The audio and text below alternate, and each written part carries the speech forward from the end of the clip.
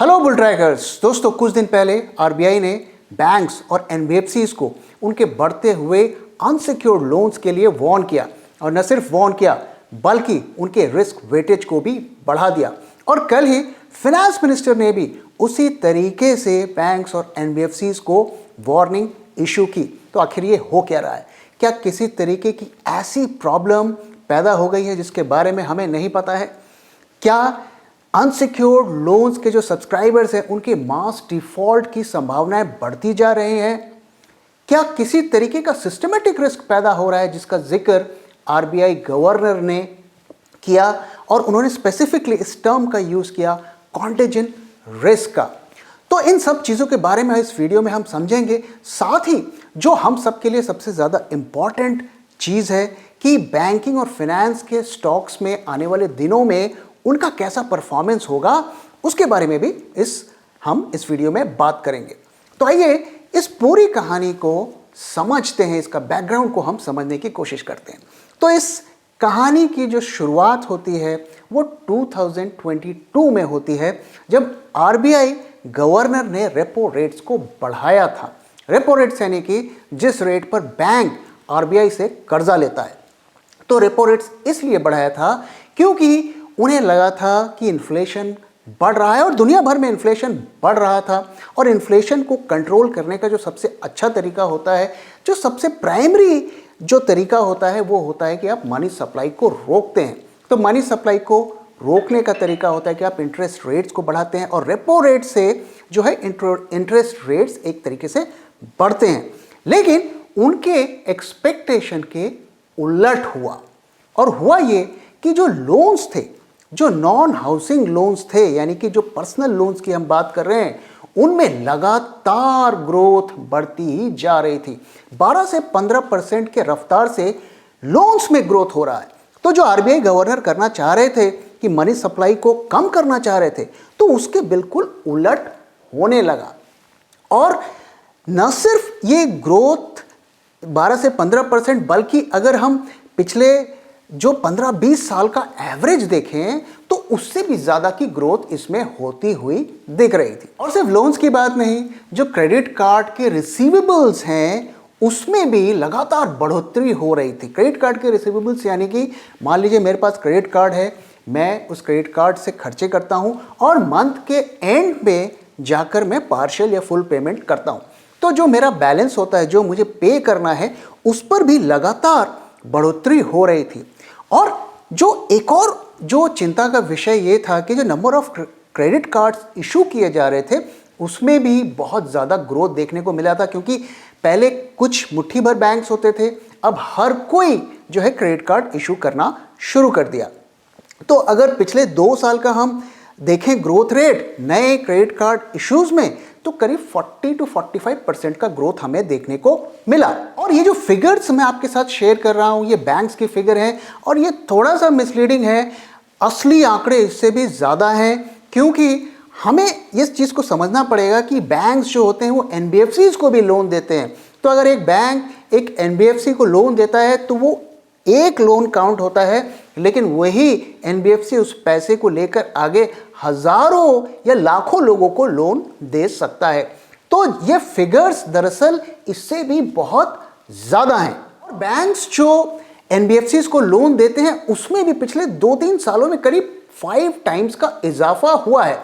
तो to cut the long story short, इस सबका सिर्फ जो निष्कर्ष ये निकलता है कि जो अनसिक्योर्ड लोन्स है, जिन लोन्स की कोई बैकिंग नहीं है, उसमें इतनी ज्यादा ग्रोथ हो रही है कि आरबीआई और एफएम दोनों चिंतित हैं और वो इसे कम करना चाहते हैं। तो दोस्तों यहां पर 2 क्वेश्चंस उठते हैं। पहला ये कि इस तरीके से अनसिक्योर्ड लोन्स में राइज क्यों हमें देखने को मिला, और दूसरा, लोन बढ़े हैं ये तो अच्छी बात है, इकोनॉमी ग्रो कर रही है, बैंकों को फायदा होगा, तो इसमें प्रॉब्लम क्या है? तो आइए पहले इस बारे में बात करते हैं कि इस तरीके की ग्रोथ हमें अनसिक्योर्ड लोन्स में क्यों देखने को मिले। तो इसका जो बैकग्राउंड है कि जब कोविड आया था तो कई लोगों की नौकरियां चली गईं, कई लोगों को अपने जो लव्ड वंस के लिए जो इलाज में पैसे बहुत ज़्यादा खर्च हुए और एक तरीके से उनकी जो है फिनेंशियल कंडीशन थोड़ी वीक हुई, और इस सत्य को हम नकार नहीं सकते। लेकिन उसके बाद हमें एक इकॉनमी में रिकवरी देखने को मिली और उस रिकवरी को हम के शेप्ड रिकवरी कहते हैं। अब ये एक फैंसी सा वर्ड है, लेकिन इसका मतलब ये है कि जो गरीब है वो और गरीब हुआ और जो अमीर है वो और ज़्यादा अमीर हुआ। तो जिसे भी पैसे की ज़रूरत पड़ी, और पैसे की ज़रूरत हम सबको पड़ती है, तो उसने लोन लिया।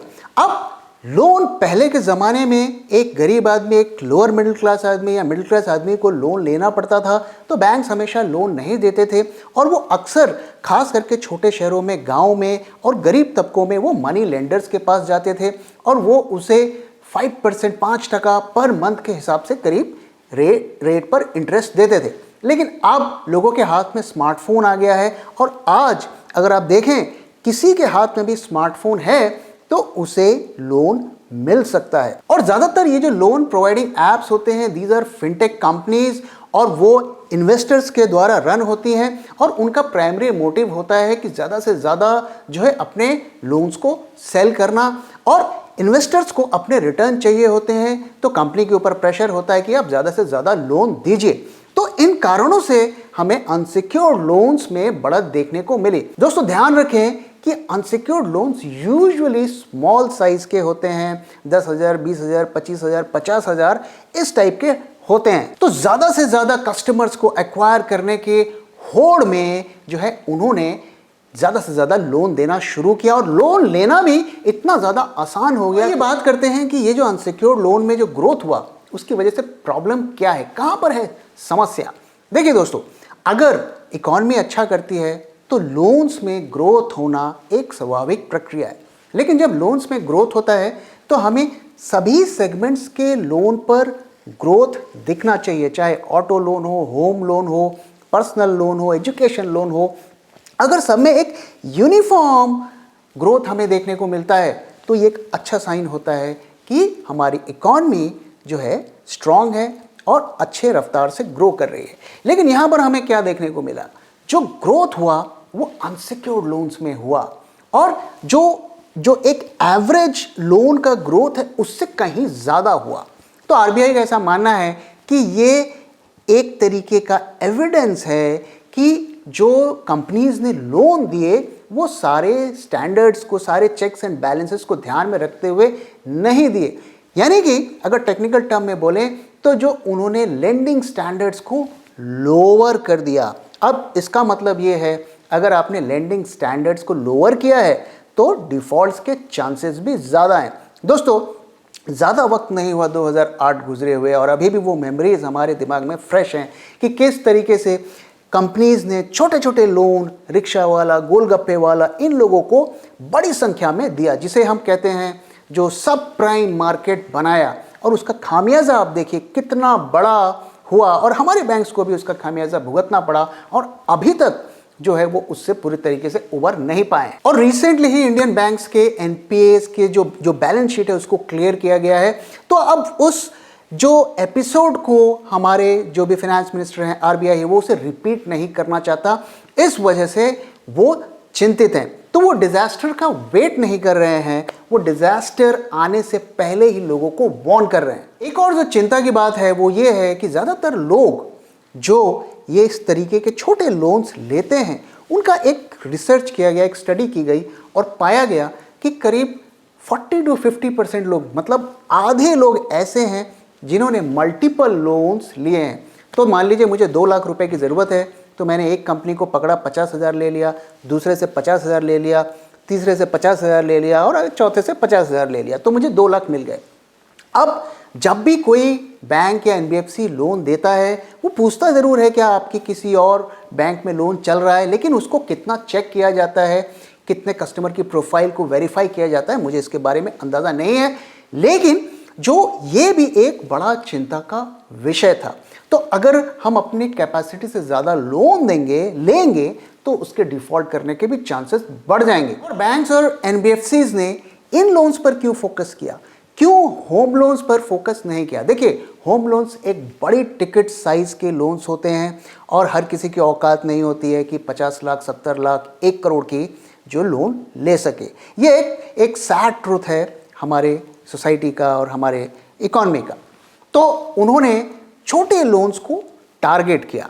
दूसरी चीज़ जो बैंक अच्छा खासा मुनाफा कमा सकते वो कॉरपोरेट्स को लोन देके कर सकते, लेकिन कॉरपोरेट्स इस वक्त लोन लेने की उतनी ज़्यादा स्थिति में भी नहीं है और वो कॉरपोरेट को लोन देना भी नहीं चाहते, क्योंकि कॉरपोरेट अगर लोन लेगा और डिफ़ॉल्ट करेगा तो वो बैंक में आकर बोलेगा sorry I don't have the money to repay, और बैंक भी बोलेगा सर सर कोई बात नहीं है, एवरीथिंग इज़ फाइन, हम मैनेज कर लेंगे, जैसा कि हम अक्सर देखते हैं।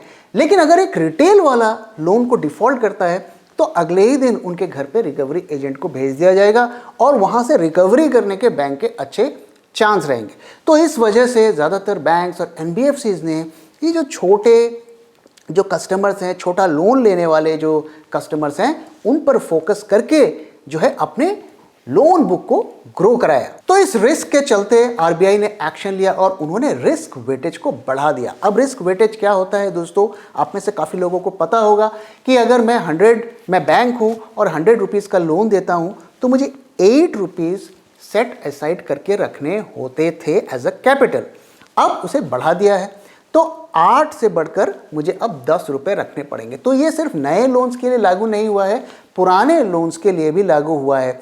तो अब पुराने लोन्स के लिए भी मुझे कैपिटल को अलग से रखना पड़ेगा और इसका इम्पैक्ट ये होगा कि मैं लोन कम दे पाऊंगा, क्योंकि मुझे ज़्यादा पैसा एज ए कैपिटल रखना पड़ेगा, तो ऑलरेडी मेरी लोन बुक घट जाएगी। और आरबीआई ने ऐसे ही जो अनसिक्योर्ड लोन्स पर लगाम लगाने की जो है बात कर लिया है। अगर वो नहीं मानेंगे तो हो सकता है आरबीआई एक्शन लेकर उन्हें मना कर दे, बैन कर दे नए लोन्स देने के लिए। और हमने देखा कि कई बैंक्स और एनबीएफसीज के साथ ऐसा हो चुका है, उनके नए कस्टमर ऑनबोर्डिंग पर रोक लगा दी गई है। तो इसका सीधा सीधा इम्पैक्ट ये होगा कि भाई वो बैंक्स और एनबीएफसीज के रेवेन्यू में उस तरीके की ग्रोथ हमें नहीं देखने को मिलेगी और उसमें हमें गिरावट भी देखने को मिल सकती है। और दूसरी चीज़ जो फाइनेंस मिनिस्टर ने बैंक को कहा है कि बैंक्स जो है अपने कोर बिजनेस पर फोकस करें। कोर बिजनेस यानी कि मुझे कस्टमर से डिपॉजिट लेना है और लोन देना है, यही बैंक का कोर बिजनेस होता है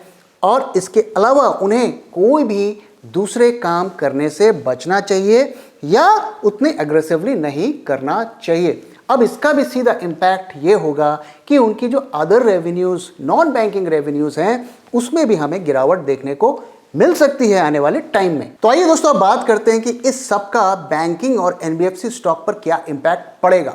तो उसमें बात करने से पहले दोस्तों मैं आपके साथ अपने ऑप्शंस लर्निंग प्रोग्राम क्लब 100 के बारे में बात करना चाहता हूं और उससे रिलेटेड कुछ इंटरेस्टिंग चीज़ आपको दिखाना चाहता हूं। दोस्तों हमारे ऑप्शंस लर्निंग प्रोग्राम क्लब 100 की सबसे खास और यूनिक बात क्या है, इसमें live classes, mentoring session, basic to advance, option strategies, delta neutral, ये सारी चीज़ें तो कवर की ही जाती हैं, लेकिन इसके अलावा हम कुछ स्पेशल टूल्स भी आपके साथ शेयर करते हैं जिनको यूज़ करके आप सिस्टमेटिक तरीके से प्रॉपर रिस्क मैनेजमेंट के साथ ट्रेडिंग सीख सकते हैं और कर सकते हैं। और उसी में से एक टूल मैं आज आपके साथ यहाँ पे शेयर कर रहा हूँ। तो इस टूल में आप किसी भी स्टॉक को एंटर कर सकते हैं और एंटर करते ही उसकी जन्म कुंडली आपको मिल जाएगी। तो आइए दोस्तों देखते हैं इस टूल को कैसे यूज़ करना है। तो इस टूल में सबसे पहले मैंने जाकर HDFC बैंक डाला ताकि उसके डिटेल्स में देख सकूं। तो सबसे पहले हमें HDFC बैंक का डेली चार्ट दिखता है, नथिंग ग्रेट अबाउट इट।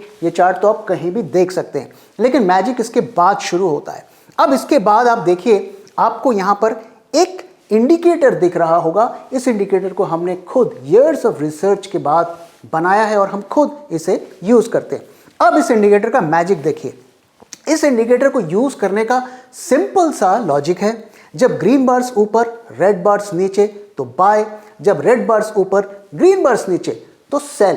तो जो ऊपर होगा हमें उसी तरफ देखना है।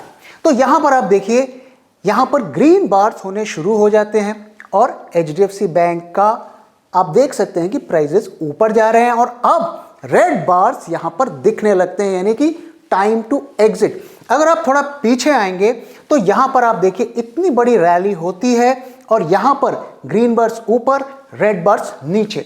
अगर आप थोड़ा पीछे आएंगे तो यहां पर आप देखिए, यहां पर फॉल हो रहा है और रेड बार्स ऊपर, ग्रीन बार नीचे। तो इस इंडिकेटर की सबसे खास बात क्या है कि ये एडवांस में, यानी कि ट्रेंड चेंज होने से पहले ही आपको वार्न कर देता है। और आप देख सकते हैं कि एक शॉर्ट टर्म इंडिकेटर है, तो ये ट्रेडिंग के लिए बिल्कुल परफेक्ट है। अब आइए दोस्तों, मैं आपको एक और स्टॉक दिखाता हूं। तो दोस्तों यहां पर सिप्ला का डेटा लोड हो गया है। आइए देखते हैं यहां पर क्या दिखता है। इस स्टॉक को चूज करने का रीजन क्या था कि यहां पर आप देखिए कितना बड़ा फॉल हमें डेली चार्ट पर सिप्ला में देखने को मिला रिसेंटली। क्या इस इंडिकेटर ने पहले हमें वार्न किया? तो आइए देखते हैं इंडिकेटर हमें क्या बताता है। तो आप क्लियरली देखिए, इसने एडवांस में ही सेलिंग के सिग्नल्स दे दिए थे और बिल्कुल भी बाय का सिग्नल नहीं दिया। यहां पर आप देखिए कितने लोग फंसे। Market was going up, Cipla prices were going up, but यहां पर हमारा इंडिकेटर चिक चिक के कह रहा था कि सेल सेल सेल। और वहीं अगर आप पीछे आए तो पीछे भी आपको यहां पर क्लियरली सेल के इंडिकेशंस वो दे रहा था। देखिए यहां पर गिरावट है, और अगर ये इंडिकेटर गलत हो भी जाता है, फॉर एग्जांपल यहां पर आप देखिए बुलिश इसने सिग्नल दिया, यहां पे थोड़ा मार्केट आकर नीचे जाने लगा, लेकिन ये टाइम से पहले ही आपको बोल देता है कि अपनी पोजीशंस को कट कर लीजिए। तो अगर आप इस इंडिकेटर को फॉलो करेंगे तो लॉसेस आपके कम होंगे, अगर कभी हुए भी तो। अब हमें ट्रेंड का पता चल गया, अब इसके बाद हमें क्या स्टेप लेना है तो वो नीचे आपको बताया जाएगा। अब नीचे अगर आप जाएंगे तो यहां पर आपको दो कॉलम्स दिखाई देंगे। यहां पर बेयरिश स्ट्रेटजीज दिखेंगी, यहां पर बुलिश स्ट्रेटजीज दिखेंगी। आपके पास सिग्नल ऊपर से मिल जाएगा कि आपको बुल साइड पे रहना है या बेयर साइड पे रहना है, और जिस भी साइड पर आप जा रहे हैं उसकी स्ट्रेटजीज आप पिक कर सकते हैं। फॉर एग्जांपल ये बेयरिश स्ट्रेटजीज को देखिए, इसमें हैंड पिक करके जो बेस्ट बेयरिश की स्ट्रेटजी है उस स्टॉक पर वो लिस्ट किया जाएगा, और ये 7, 8, 10 इसी तरीके की रहेंगी, और इसमें से आप उस स्ट्रेटजी को चूज कर सकते हैं जो आपके रिस्क एपेटाइट को मैच करता है। फॉर एग्जांपल अगर आप देखिए यहां पर रिस्क 2500 रुपए है, अगर आप इतना रिस्क लेना चाहते हैं तो ये चूज कर सकते हैं। अगर इससे कम रिस्क की स्ट्रेटजी लेना चाहते हैं और अवेलेबल है तो उसे कंसीडर कर सकते हैं, और इसमें आपको कितना मैक्सिमम प्रॉफिट होगा वो भी दिख रहा है, ब्रेक इवन पॉइंट क्या है वो भी दिख रहा है। और जब आप इस स्ट्रेटजी को खोलेंगे तो यहां पर आपको क्या पोजीशन बनानी है, किस प्राइस पे बनानी है, अलग अलग लेग्स के प्राइजेस और स्ट्राइक प्राइस और एक्सपायरी वो सारी मिल जाएगी। यहां पर आप सेकंड लेग देख सकते हैं कि क्या डिटेल्स है। तो इस टूल को यूज करके आप सिस्टमेटिक तरीके से ट्रेडिंग कर सकते हैं विद प्रॉपर रिस्क मैनेजमेंट। तो ये टूल सिर्फ हमारे क्लब 100 मेंबर्स को ही अवेलेबल होगा। तो अगर आप ये प्रोग्राम ज्वाइन करते हैं तभी आप इसे एक्सेस कर पाएंगे। तो देर किस बात की, जल्दी जाके हमारे वेबसाइट www.bulltrack.in पे साइन करिए, या स्क्रीन पे दिए हुए नंबर पर भी आप हमसे कांटेक्ट कर सकते हैं व्हाट्सएप के द्वारा। और हाँ दोस्तों, लाइव क्लासेस में, इंटरैक्टिव सेशंस में मैं ही आपका मेंटर रहूंगा। ये दोस्तों आप समझते हैं कि इस सारे जो आरबीआई ने जो सख्ती की है, एफएम ने जो सख्ती की है, उसका क्या इम्पैक्ट होने वाला है। तो देखिए अभी इन रेगुलेशंस को वो इम्प्लीमेंट करेंगे, जो नए चेंजेस हैं, और उसका इम्पैक्ट आते आते जो उसका इफेक्ट हमें होगा वो देखने के लिए हमें 9 से 12 महीने का समय लगेगा। लेकिन ओवरऑल आप ये मान के चलिए कि उनकी इनकम तो कम होने वाली है, उनके बिजनेस पे इम्पैक्ट होने वाला है, उनका जो बिजनेस में ग्रोथ हो रही थी उस पर लगाम लगने वाली है। लेकिन चूंकि वो कंपनी है, उनका काम है बिजनेस करने के नए नए तरीके ढूंढना, तो ऐसा पॉसिबल है कि वो सिक्योर्ड लोन की तरफ मूव करेंगे। तो हो सकता है वो एजुकेशन लोन पे फोकस करें, वो गोल्ड लोन पे फोकस करें, वो होम लोन पे फोकस करें। लेकिन अगर हम होम लोन और एजुकेशन लोन की बात करें तो वो मार्केट बहुत ज़्यादा ग्रोइंग मार्केट नहीं है, और अगर हम गोल्ड लोन की बात करें तो वहाँ पर अच्छा खासा ग्रोथ ज़रूर है, लेकिन वहाँ पर कट थ्रोट कंपटीशन भी है। तो मार्केट शेयर लेना इतना आसान नहीं होगा। और अक्सर हमने देखा है कि जो गरीब लोग होते हैं, लोअर मिडिल क्लास के लोग होते हैं, उनके पास इतना गोल्ड भी नहीं होता है कि वो अपने पैसे की ज़रूरत को पूरा कर सकें। तो ओवरऑल अगर हम देखें तो अभी विजिबिलिटी हमें देखना है कि वो क्या एक्शन लेते हैं और किस तरीके से अपना आगे का रास्ता चुनते हैं। तो थोड़ी अनसर्टेनिटी सी बनी हुई लगती है, ऐसा लगता है। दोस्तों अगर आप देखें तो हमने अपने पोर्टफोलियो में कोई भी बैंक और फाइनेंस का स्टॉक नहीं रखा, क्योंकि हमेशा उसमें एक अनसर्टेनिटी बनी रहती है, और इसके बावजूद भी हमारे पोर्टफोलियो ने शानदार रिटर्न्स दिए, 50% से ऊपर के इस वक्त के रिटर्न उस पर चल रहे हैं। तो हमें कोशिश करनी चाहिए कि बैंक और फाइनेंस के स्टॉक से थोड़ा दूर रहें, और अगर रखें भी तो केयरफुली चूज करके उसे बहुत लॉन्ग टर्म के लिए ही रखें। तो दोस्तों इसी के साथ इस वीडियो को मैं यहाँ पे ख़त्म कर रहा हूँ। वीडियो कैसा लगा ज़रूर बताइएगा, और इस मुद्दे पर आप क्या सोचते हैं अपनी राय ज़रूर शेयर करिएगा। So thank you very much for your time and thank you for watching.